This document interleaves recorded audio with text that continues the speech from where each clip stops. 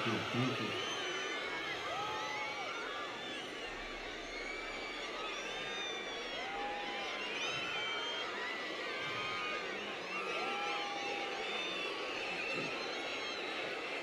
Courage. Courage தான் எல்லாத்துக்குமே ஒரு பேஸ். கரேஜ் தான் எல்லாத்துக்குமே ஒரு பவர். அப்படிப்பட்ட அந்த பவர் எதிலிருந்து ஆரம்பிக்கிறது தெரியுமா? நம்மள அண்டர் எஸ்டிமேட் பண்ற நேரத்துல, நம்மள ஒரு ஏளனமா பார்க்கிற நேரத்துல, நம்ம யாருன்னு ப்ரூவ் பண்ணி காட்டணும்னு ஒன்று தோணும். நம்ம யாருன்னு காட்டணும்னு ஒரு உத்வேகம் ஒன்று வரும். அப்படி ப்ரூவ் பண்ற அந்த பாயிண்ட் எதிலிருந்து ஸ்டார்ட் ஆகுது தெரியுமா?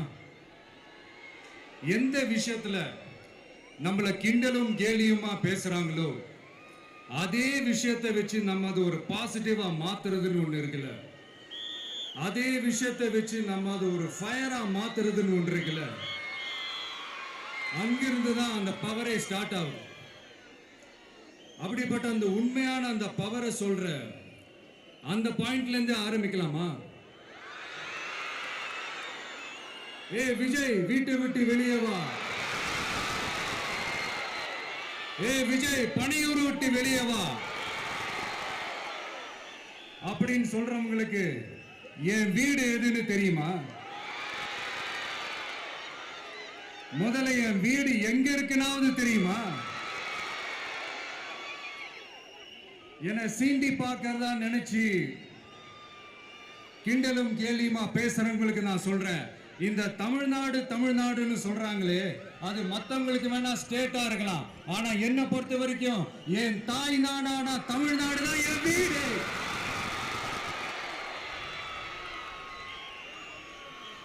என் வீட்டுல மொத்தம் எத்தனை பேர் இருக்காங்க தெரியுமா? 8 கோடி பேர் இருக்காங்க. ஒட்டுமொத்த தமிழ்நாட்டு மக்களும் என் வீட்டு மக்கள், என் குடும்பம், என் உறவு, என் சொந்தம். எனக்கு எல்லாமும் கொடுத்த இந்த 8 கோடி சொந்தங்களுக்கு இனிமே எல்லாமுமா கூட நிக்க போறது இந்த விஜய் மட்டும்தான். தமிழ்நாட்டோட முதல் படை வீரனா, தமிழ்நாட்டோட முதல் பாதுகாவலனா அவங்க கூடவே நிக்கணும்ன்றதுதான் என்னுடைய குறிக்கோள். இன்னைக்கு இந்த விஜய், உங்க விஜய் உங்ககிட்ட ஓட்டு கேட்டு மட்டுமே வரல, உங்ககிட்ட நீதி கேட்டும் வந்திருக்கிற. ஆக்சுவலா உங்களுக்காக நீதி கேட்கறதுக்காக தான் நான் அரசியலுக்கே வந்தேன். ஆனா இன்னைக்கு நான் உங்ககிட்ட நீதி கேட்கறதுக்காக வந்திருக்கிறேன். இந்த விஜய் என்னங்க தப்பு பண்ணா? தன்னை நேசிச்ச தன்னுடைய மக்களுக்காக அரசியலுக்கு வந்தா அது ஒரு தப்பா?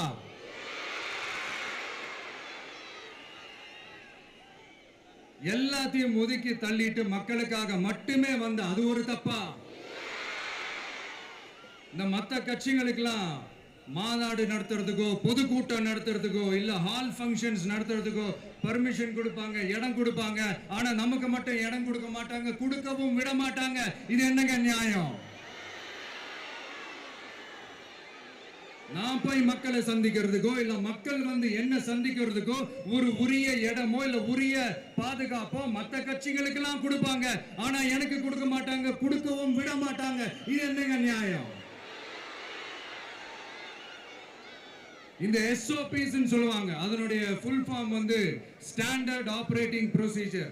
ஆனா எனக்கு மட்டும் அது ஸ்டாலின் சார் ஆபரேட்டிங் ப்ரொசீஜர். இது என்னங்க நியாயம்? இந்த விஜய் உண்மையானவன்றது உங்க எல்லாருக்குமே தெரியும். நமக்கு எதிராக சதி செய்யறது யாரு, நமக்கு எதிராக சூழ்ச்சி செய்யறது யாரு, நமக்கு எதிராக பழி போடுறது யாரு, யாரெல்லாம் ஒன்னா சேர்ந்து இதெல்லாம் செய்யறாங்கன்றது உங்க எல்லாருக்குமே நல்லா தெரியும். அதனால என்னோட சொந்தங்களாகிய உங்ககிட்ட வந்து நான் நீதி கேட்காம வேற யாருக்கிட்ட தான் போய் கேட்பேன்?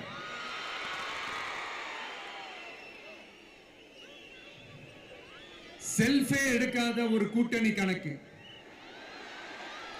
செல்ஃபே எடுக்காத ஒரு அறத பழைய அரித்மெட்டிக் கணக்கு, இதெல்லாம் வேலைக்கே ஆகாது. ஆணித்தரமா அடிச்சு சொல்றேன். அப்புறம் இந்த காசு கொடுத்து ஓட்டு வாங்கிடலாம்னு கனவு காண்றாங்கல்ல, அதுவும் இந்த விஜய் வந்ததுக்கு அப்புறம் நடக்கவே நடக்காது. வண்டி வண்டியா கொண்டாந்து குட்டுவாங்க. 1000, 2000, 3000, 4000, 5000 சாமி மேல சத்தியெல்லாம் வாங்குவாங்க. அப்படிதான் இத்தனை வருஷமா உங்களை ஏமாத்தி இருக்கிறாங்க. வாங்கிக்கங்க, சந்தோஷமா வாங்கிக்கங்க. எல்லாம் உங்க பணம் தான். வாங்கிக்கிட்டு அவங்க காதிலேயே விசில ஊதி அனுப்புங்க. எப்படி? அவங்க செவிலியே விசில ஊதி அனுப்புங்க.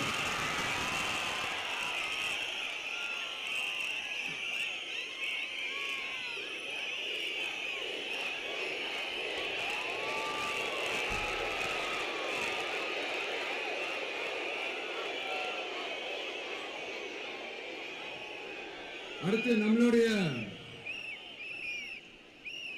ஜென்சி அடுத்த இளம் தலைமுறையினருக்கும் ஒன்று நான் சொல்லணும்னு நினைக்கிறேன்.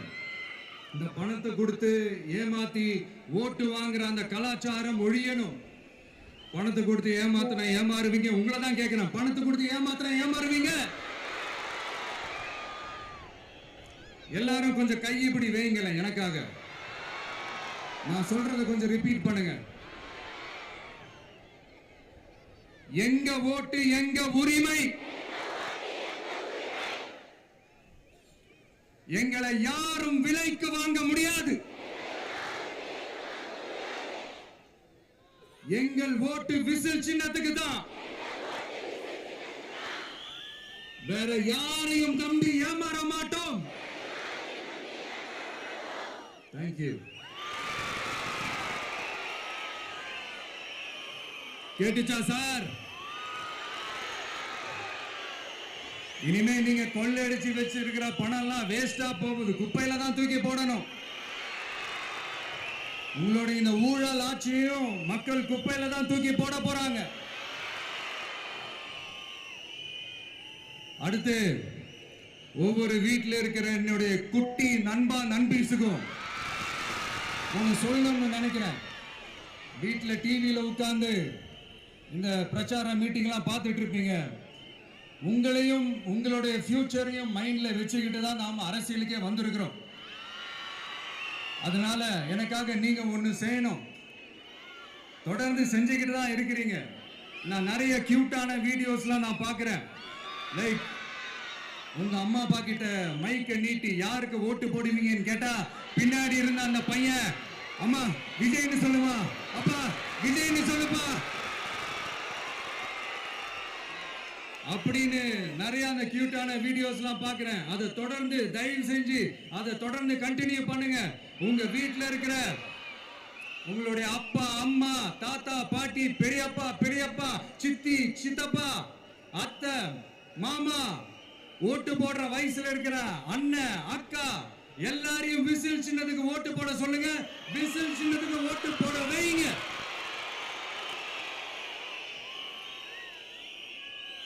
இந்த தேர்தல் நெருங்கிற இந்த நேரத்தில் பொலிட்டிக்கலா ஸ்பீக்கிங் டு த பாயிண்ட் ஒரே ஒரு விஷயம் நான் சொல்லணும்.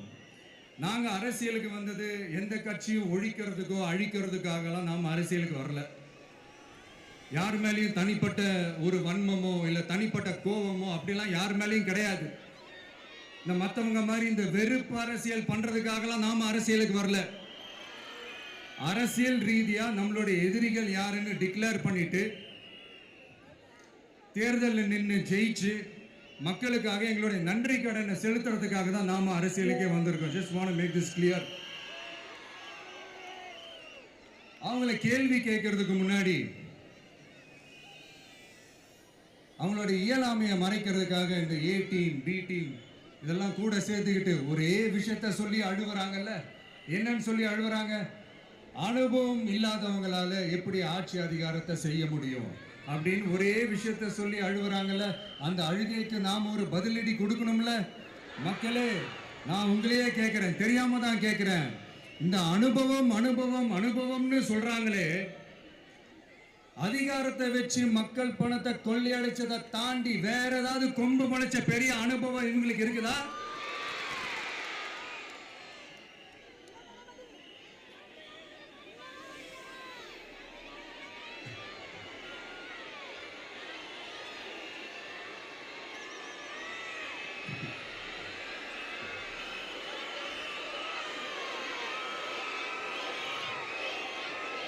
அடுத்தவங்க ஆரம்பிச்ச அரசியல் கட்சியில அடுத்தவங்களுடைய அட்ரஸ்ல அரசியல்வாதிகளா இருந்துட்டு இருக்கிற இவங்க எல்லாருக்கும் ஒரு சவால். என்ன மாதிரி தனியா என்ன மாதிரி சொந்தமா ஒரு கட்சி ஆரம்பிச்சு 1% அட்லீஸ்ட் 1% வாக்கு வாங்கி காட்டுற அந்த தில் இருக்குதா, திராணி இருக்குதா? 30 வருஷமா மக்கள் இயக்கமா இருந்து இன்னைக்கு மிகப்பெரிய ஒரு அரசியல் கட்சியா வளர்ந்து இந்த கூட்டணி கட்சிகள் மட்டுமே நம்பி இருக்கிற 75 வருஷ கட்சி 50 வருஷ கட்சின்னு இன்னைக்கு ஆட்சி அதிகாரத்தில் இருந்துட்டு இருக்கிற இவங்க எல்லாரையும் மீறி இன்னைக்கு களத்துல தனியா நின்னு இந்த 2 வருஷத்துல முதன்மை சக்தியா வளர்ந்து 30% தாண்டி இன்னைக்கு மக்கள் ஆதரவை பெற்றிருக்கிற நமக்கு அனுபவம் இல்லையா? உங்களுடைய அனுபவம் என்னன்னு சொல்லட்டுமா?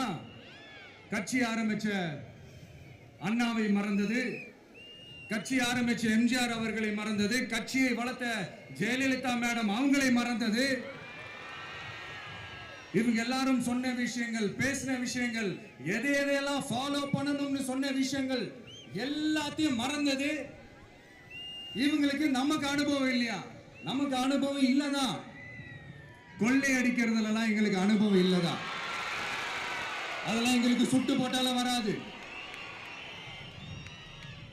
இந்த கொள்கையை பேருக்கு மட்டும் வச்சுக்கிட்டு நேரடியா சரண்டர் ஆகிறது, மறைமுகமா சரண்டர் ஆகிறது, இந்த மாதிரி அனுபவம் நமக்கு இல்லதான். அதுவும் நமக்கு சுட்டு போட்டாலும் வராது. மக்களை நேசிக்கிற நல்ல குணம் இருந்தா போதும்யா. நல்ல சூப்பரான ஒரு நல்லாட்சி கொடுக்கலாம்.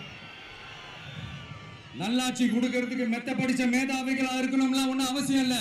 காமராஜர் அவர்கள் மாதிரியோ எம்ஜிஆர் அவர்கள் மாதிரியோ மக்கள் சக்தியின் துணையால, மக்கள் மேல அக்கறையா இருக்கக்கூடிய நல்ல அதிகாரிகளின் துணையால சூப்பரான ஒரு நல்லாட்சி என்னால கொடுக்க முடியும், செஞ்சு காட்டுறேன்.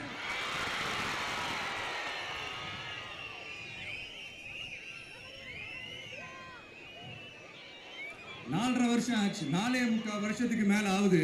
இப்போ ஒவ்வொரு வீட்டு கதவையா தட்டி உங்கள் கனவுகளை சொல்லுங்கள், உங்கள் கனவுகளை சொல்லுங்கள், நாங்கள் அதை நிறைவேற்றி காட்டுறோம். இல்ல, ஸ்டாலின் சாருக்கு மக்கள் சார்பா ஒரு கேள்வி. மக்களுடைய கனவு என்னன்னு உங்களுக்கு தெரியுமா சார்?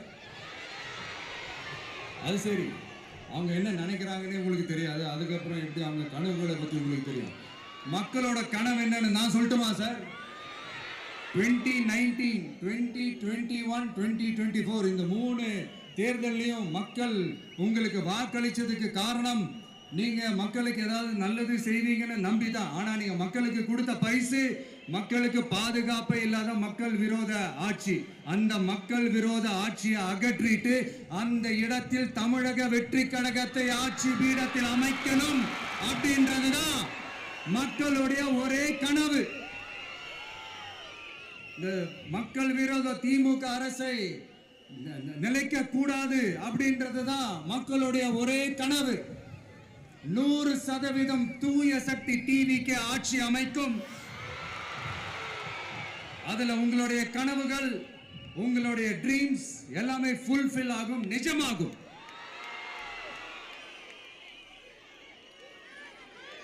தமிழ்நாடு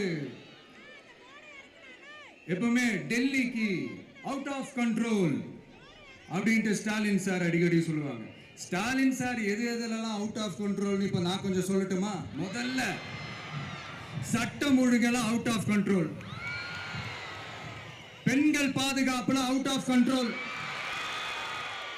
இளைஞர்கள் வேலை வாய்ப்புல அவுட் ஆஃப் கண்ட்ரோல், மொத்தத்தில் அவரோட ஆட்சியே ஒரு அவுட் ஆஃப் கண்ட்ரோல். இந்த வருஷம் பிகினிங்ல சட்டசபையில பேசும்போது சொல்றாங்க, மக்கள் எல்லாரும் ரொம்ப மகிழ்ச்சியா இருக்கிறாங்க, அதனால நானும் ரொம்ப மகிழ்ச்சியா இருக்கிறேன் அப்படின்னு. மக்கள் சந்தோஷமா இருக்கிறத பார்க்கறது கூட ஒரு சந்தோஷம் தான் சார், அது யாரும் இல்லைன்னு சொல்லல. அப்படி உண்மையிலேயே மக்கள் உண்மையிலேயே சந்தோஷமா இருக்கிறாங்க அப்படின்னா ஏன் சார் விவசாயிகள் போராட்டம் நடக்குது? ஏன் சார் மீனவர்கள் போராட்டம் நடக்குது? ஏன் தொழிலாளர்கள் போராட்டம் நடக்குது? தூய்மை பணியாளர்கள் போராட்டம் ஏன் நடக்குது? அங்கன்வாடி ஊழியர்கள் போராட்டம், செவிலியர்கள் போராட்டம், மருத்துவர்கள் போராட்டம், மாற்றுத்திறனாளிகள் போராட்டம், அரசு ஊழியர்கள் போராட்டம், ஆசிரியர்கள் போராட்டம், இடைநிலை ஆசிரியர்கள் போராட்டம், பகுதி நேர ஆசிரியர்கள் போராட்டம். இதெல்லாம் உங்க ஆட்சியில மக்கள் மகிழ்ச்சியா இருக்காங்கன்றதுக்காக நடக்கிற போராட்டமா சார்? எனக்கு தெரிஞ்சு மக்கள் சந்தோஷமா இருக்கிறாங்கன்னா பொங்கல் வச்சு கொண்டாடுவாங்கன்னு கேள்விப்பட்டிருக்கிறேன். உங்க ஆட்சியில தான் போராட்டம் நடத்தி அவங்களுடைய மகிழ்ச்சியை வெளிப்படுத்துறாங்கன்னு நினைக்கிறேன். இன்னும் தீரவே தீராத பிரச்சனைகள்னா இருக்கிற இடம் பிரச்சனை, பார்க்கிற வேலை பிரச்சனை, பண்ற தொழில் பிரச்சனை, விலைவாசி பிரச்சனை, தண்ணி பிரச்சனை, பஸ் வசதி இல்லைன்ற பிரச்சனை, ரோடு சரியில்லைன்ற பிரச்சனை, ஆஸ்பத்திரி சரியா இல்லைன்ற பிரச்சனை. இப்படி எல்லாம் ஒரு அடிப்படை விஷயங்களே பிரச்சனையா இருந்தா அப்போ ஆளுங்கட்சின்னு ஒண்ணு எதுக்கு தான் இருக்கிறாங்க அப்படின்னு தானே மனசுல தோணும் மக்களுக்கு. ஆட்சிக்கு வர்றதுக்கு முன்னாடி தான் பொய்யா அடிச்சு விட்டீங்க. இப்ப ஆட்சியை விட்டு போகும்போது கூட பொய்யா பேசுறீங்களே சார், என்ன சார் இது? மாத்தி மாத்தி பேசுறதுல நீங்க வேற லெவல் தான் சார். ஆட்சிக்கு வந்த அடுத்த வருஷமே 2022ல 70% வாக்குறுதிகளை நிறைவேற்றிட்டோம்னு சொன்னாங்க. அப்புறம் போன வருஷம் 90% வாக்குறுதிகளை நிறைவேற்றிட்டோம்னு சொன்னாங்க. அப்புறம் இந்த வருஷம் 505 வாக்குறுதிகளை 404 வாக்குறுதிகளை நிறைவேற்றிட்டோம். கிட்டத்தட்ட ஒரு 80% வாக்குறுதிகளை நிறைவேற்றிட்டோம்னு சொன்னாங்க. முதல்ல 70, அப்புறம் 90, அப்புறம் 80. இன்னும் தேர்தல் நெருங்க அது 60, 50, 40, 30, 20ல போய் நிற்கும்னு நினைக்கிறேன். அதையும் அவரே அறிவிப்பாரா என்னமோ எனக்கு தெரியல. முதல்வர் ஸ்டைல்லையே சொல்லணும்னா, பொய்யிலேயே பிறந்து பொய்யிலேயே வளர்ந்த புலவர் பெருமானே, கொஞ்சம் அத திருத்தி சொல்றேன், புலுகர் பெருமானே. அது இன்னும் பொருத்தமா இருக்கும். அவருடைய அண்ட புழுகு, ஆகாச புழுகு என்ன தெரியுமா? பெண்களுக்கு பாதுகாப்பு தமிழ்நாட்டில் எங்க போனாலும் கொட்டி கிடக்குதான். அப்படி அது உண்மைனா அண்ணா யூனிவர்சிட்டி அந்த பொண்ணுக்கு ஏன் சார் அப்படி ஒரு கொடுமை நடந்துச்சு? கோவை கல்லூரி பெண்ணுக்கு ஏன் சார் அப்படி ஒரு கொடுமை நடந்துச்சு? பெண் குழந்தைகள் பாதிக்கப்படுறதா கிட்டத்தட்ட 1000க்கும் மேலான போக்சோ கேசுகள் ஏன் சார் பதிவானுச்சு? போதைப் பொருள் கலாச்சாரம் கண்ட்ரோலே இல்லாம அது பாட்டுக்கு தாறுமாற எங்கேயோ போய்கிட்டு இருக்கு. வயலன்ஸ்லாம் தலைவிரிச்சு ஆடுது. அதுக்கு ஒரு ரீசெண்ட் எக்ஸாம்பிள், அந்த ரயில்வே ஸ்டேஷன்ல அந்த சிறுவர்கள் எல்லாரும் சேர்ந்து செஞ்ச அந்த சம்பவம். சட்டம் ஒழுங்கு சரியா இருந்தா ஏன் சார் இப்படி எல்லாம் நடக்குது?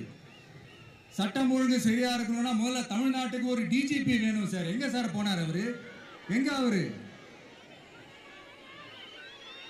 சும்மா இந்த ஆக்டிங் ஆபீசரை வச்சுக்கிட்டு அரசாங்கத்தை நடத்துனீங்கன்னா இப்படிதான் சட்டம் ஒழுங்கு சந்தி சிரிக்கும். முதல்ல தமிழ்நாட்டுக்கு ஒரு டிஜிபியை போடுங்க சார். அதுக்கப்புறமாச்சும் சட்டம் ஒழுங்கு சரியாகுதான்னு பார்ப்போம். சரிப்பா, கேள்வியா கேட்கறியே, நீ வந்தா என்ன செய்வ அதானே கேட்கறீங்க. கரெக்ட், கேட்கணும். மக்களோட அடிப்படை தேவைகளை தீர்க்கிறது தான் நம்மளுடைய ஃபர்ஸ்ட் வேலையே. அதை தீர்க்கிறதுக்கான அந்த தேடி போறது, அதோட சொல்யூஷனை தேடி போறது தான் நம்மளுடைய ஃபர்ஸ்ட் அஜெண்டாவே. கொஞ்சம் வெயிட் பண்ணுங்க, தேர்தல் அறிக்கை ரெடி ஆயிட்டு இருக்கு. தெளிவான ஒரு தேர்தல் அறிக்கையாவது வரும். என்ன நம்புற உங்களை நான் டிசப்பாயிண்ட் பண்ணவே மாட்டேன்.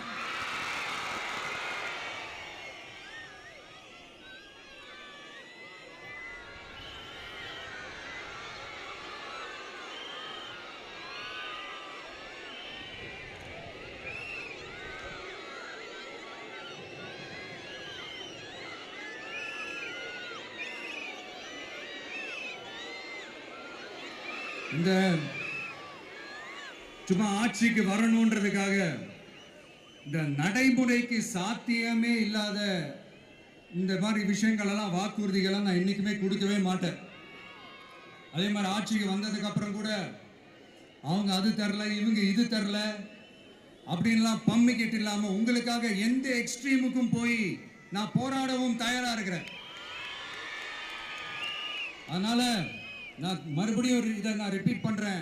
இவ்வளவு நாள் இதை நான் மட்டும் தான் சொல்லிக்கிட்டு இருந்தேன். இப்ப களமே சொல்லுது, 2 பேருக்கு நடுவுல தான் போட்டியே.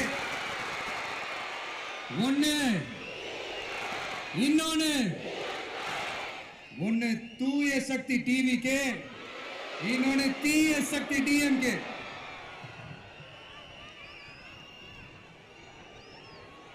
இப்ப நம்ம இந்த எலெக்ஷன் விஷயத்துக்கு வருவோம்.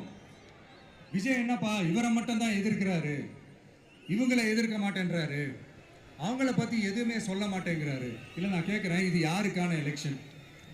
தமிழ்நாடு சட்டசபைக்கான ஒரு தேர்தல். இப்போ இங்கே யார் ஆட்சியில் இருக்கிறா? யார் பொய்யா வாக்குறுதிகளை கொடுத்து மக்களை ஏமாத்துறது? யார் மக்கள் விரோத ஆட்சியை நடத்துறது? அப்போ இங்கே யாரை அகற்றணும்?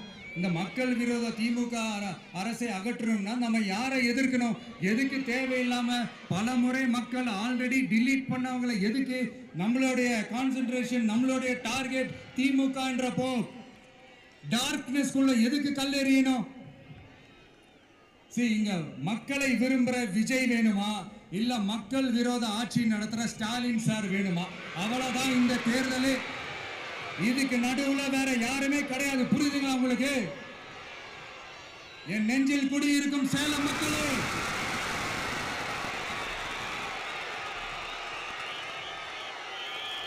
One last simple question. Vijay நம்புறீங்களா, ஸ்டாலின் சார் நம்புறீங்களா? அவ்வளவுதான், முடிஞ்சு போச்சு. கதம். போர் முழக்கம் உங்களை ஒரு நிமிஷம் கூட தூங்க விடாது. இந்த போன லாஸ்ட் வீக் இந்த டிஎன்பிஎஸ்சி இந்த எக்ஸாம்ஸ், இந்த குரூப் 2 எக்ஸாம்ஸ் அதை அனௌன்ஸ் பண்ணிட்டு உடனே அதை கேன்சல் பண்ணிட்டாங்க. இது உலகத்துக்கு எல்லாருக்கும் தெரியும். கேன்சல் பண்ணிட்டு ரொம்ப சிம்பிளாக டெக்னாலஜி ஏதோ சம் ஃபால்ட், டெக்னிக்கல் ஃபால்ட் அப்படின்னு சொல்லி அதை கடந்து போயிட்டாங்க.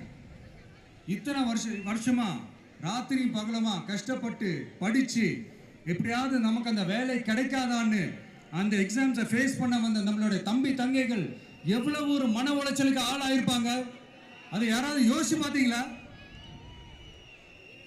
ஒரு எக்ஸாம்ஸை ஒழுங்கா நடத்த தெரியல, இதுல உலக நாடுகளோட போட்டி போடுறாங்களாம். நம்மளுடைய தம்பி தங்கைகள், நம்ம அம்மா அப்பா கிட்ட சொல்லுங்க,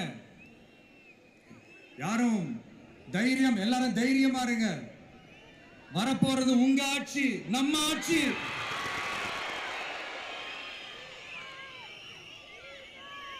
அதனால இந்த மாதிரிலாம் எதுவும் நடக்காம சமூக நீதிக்கான ஒரு நல்ல ஆட்சியை அமைப்போம். இளைஞர்களின் வேலை வாய்ப்புகளை மனசுல வச்சுக்கிட்டு டிரான்ஸ்பரண்டா அதுக்கான ஒரு தீர்வை காணுவோம். நான் விக்கிரவாண்டி மாநாட்டில் பேசும்போது ஒரு பொலிட்டிக்கல் பாம் ஒன்று சொன்னேன், ஞாபகம் இருக்கா? ஆட்சியிலையும் பங்கு, அதிகாரத்திலையும் பங்குன்னு ஒன்று சொன்னேன். இப்போ அந்த பொலிட்டிக்கல் பாம் எல்லா கூட்டணியிலையும் வெடிச்சுக்கிட்டு இருக்கு, தாறுமாற வெடிச்சுக்கிட்டு இருக்கு. ஸ்டாலின் சார்லாம் பதறாரு, ஆட்சி அதிகாரத்தில் பங்கெல்லாம் தமிழ்நாட்டில் ஒத்து வராது அப்படின்னு சொல்றாரு. அவங்கள பொறுத்த வரைக்கும் ஜெயிக்கிறதுக்காக மட்டும்தான் கூட்டணி, மற்ற எல்லாத்துக்குமே அவங்க தனி அணி, அவங்க மட்டுமே ஒரே அணி. வெல்வோம் ஒன்றாக, ஆனா வரும் வெல்த் எல்லாம் பார்ப்போம் தனியாக. அந்த வெல்வோம் ஒன்றாக என்றது இதுதான் அந்த சீக்கிரட்டே. புரிய வேண்டியவங்களுக்கு நல்லா புரியும் நினைக்கிறேன். உங்களோட நான் இருக்கேன், நம்மளோட நம்ம மக்கள் இருக்காங்க. இதுக்கு மேல என்ன வேணும்? கான்பிடென்டா இருங்க, நல்லதே நடக்கும், வெற்றி நிச்சயம். மீண்டும் சந்திக்கும் வரை நன்றி, வணக்கம்.